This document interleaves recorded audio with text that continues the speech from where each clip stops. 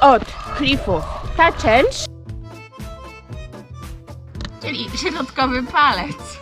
no i doszliśmy do samego końca, dosłownie.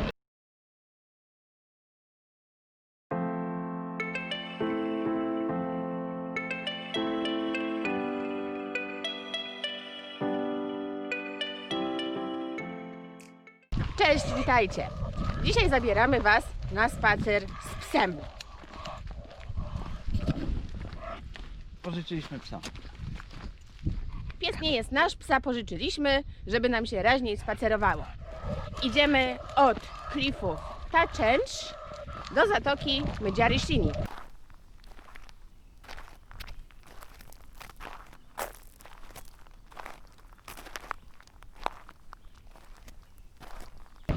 Mdziary-Sini już znacie zapewne z filmu, kiedy szliśmy od zatoki właśnie Mdziary-Sini do terminala promowego. A dzisiaj spacer skończymy właśnie w zatoce. No to co, zostańcie z nami i z naszym czworonożnym przyjacielem. O, a tam te takie dziwne domki w kształcie uli? Uli. To jest hotel Taczenc. Bardzo drogi, ale ponoć bardzo ekskluzywny.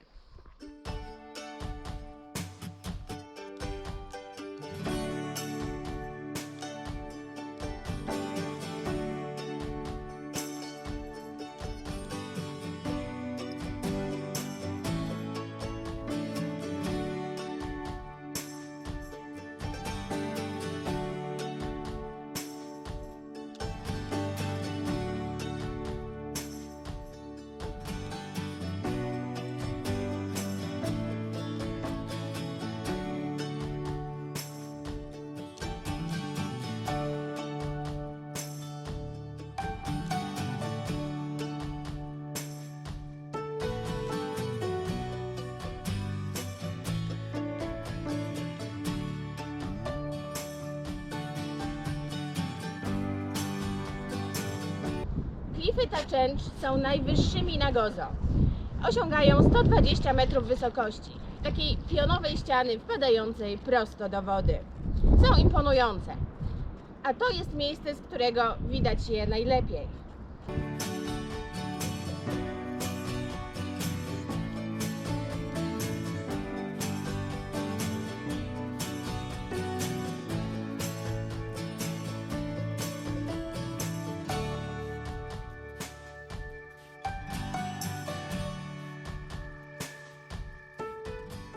Co to jest?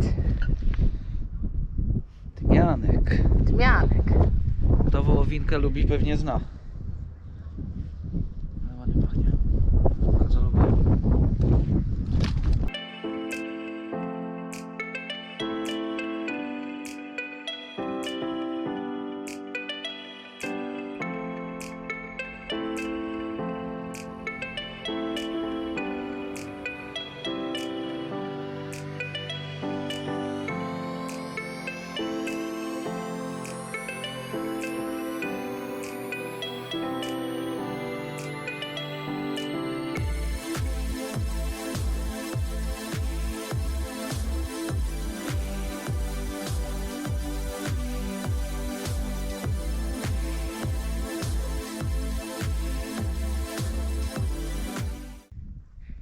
A co tam jest?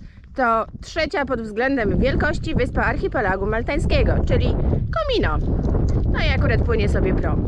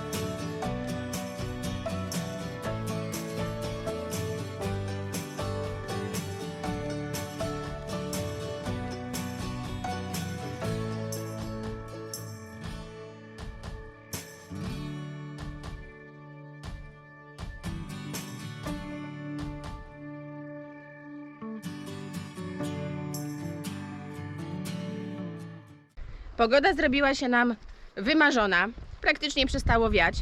No ale tak to jest zimą na Malcie, że pogoda potrafi się zmieniać naprawdę kilka razy w ciągu dnia. Miało dzisiaj padać, ale na chwilę obecną się nie zanosi, aczkolwiek nie zdziwię się w ogóle, jeżeli praktycznie za godzinę lunie. Tak więc przyjeżdżając na urlop na Maltę w styczniu, musicie być przygotowani na wszystko. No może poza śniegiem, bo ten zdarza się tutaj naprawdę rzadko. No a jak już się zdarza raz na naprawdę kilkanaście lat, to nie utrzymuje się zbyt długo, ponieważ nie zanotowano tutaj ujemnych temperatur. Ale przyjeżdżając w styczniu na Maltę, zabierzcie i kurtki, i krótkie rękawki, i strój kąpielowy, bo kąpać się też można, i czapki, i szaliki, no i w zasadzie wszystko. Okulary przeciwsłoneczne i kremy z filtrem również zabierajcie, ponieważ takie słoneczko, jak jest dzisiaj, potrafi opalić, zwłaszcza jeżeli skóra nie jest przyzwyczajona do promieni słonecznych.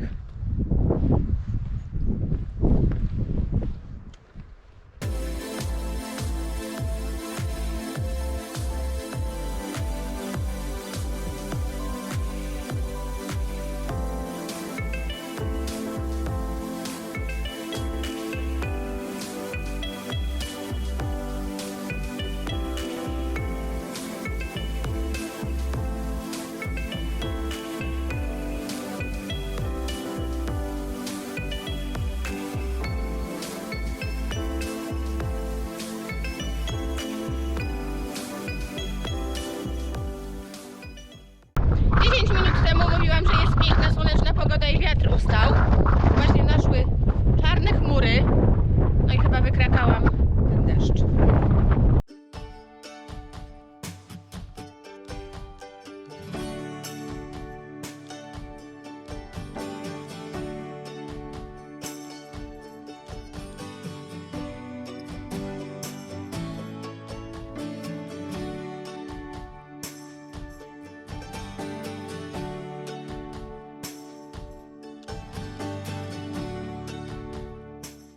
Jesteśmy coraz bliżej Zatoki Mdziary Shini, a to oznacza, że nasz spacer powoli dobiega końca. Zatoka znajduje się tam, gdzie widzicie, jest ta wieża strażnicza na cypelku. Tam we wnętrze, za chwileczkę do niej dojdziemy. Co ciekawe, widzicie tam taką skałę wystającą z wody? Tam znajduje się mniej więcej punkt, który jest dosyć tak wesoło nazywany middle finger, czyli środkowy palec. A tam w oddali widać Maltę. No i ta budowla po lewej stronie, tam na wzgórzu, to jest Fort Chambray. Opowiadałam już o nim w momencie, kiedy odbywaliśmy spacer od Mdziary Shini do terminala promowego. W skrócie tylko powiem, że forteca została wybudowana w połowie XVIII wieku i miała stanowić alternatywę dla cytadeli, czyli miała chronić ludzi i ich dobytek w przypadku ewentualnego najazdu nieprzyjaciela. Później stanowiła ona bazę dla wojsk, a właściwie szpital wojskowy. Później był tam szpital psychiatryczny, a obecnie znajduje się bardzo drogie osiedle z mieszkaniami, które można sobie kupić bądź wynająć. No jeżeli ktoś ma oczywiście odpowiednie fundusze na to. No i co? Ruszamy dalej. Tutaj taki piękny widok, zaraz Wam pokażę. Pan sobie wypłynął łódeczką, korzystając z tego, że w styczniu nie ma wiatru. A właściwie to raz jest, raz go nie ma. To zresztą było widać podczas całego naszego spaceru. O, tam jest Malta. Tam jest pan na łódce i komino. A tu jest Gozo.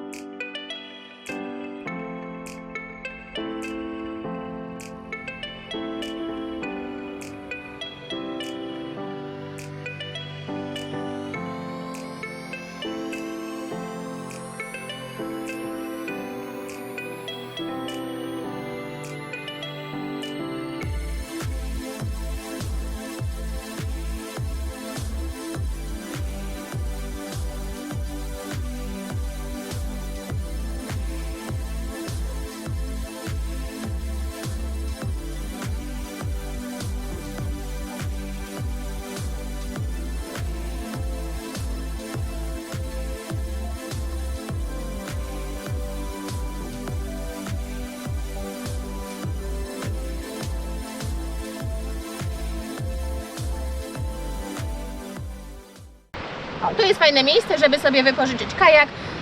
Latem w Mdziaryszyni jest to możliwe, można wypożyczyć sobie kajaczek czy rower wodny i podpłynąć tutaj, spenetrować te jaskinki.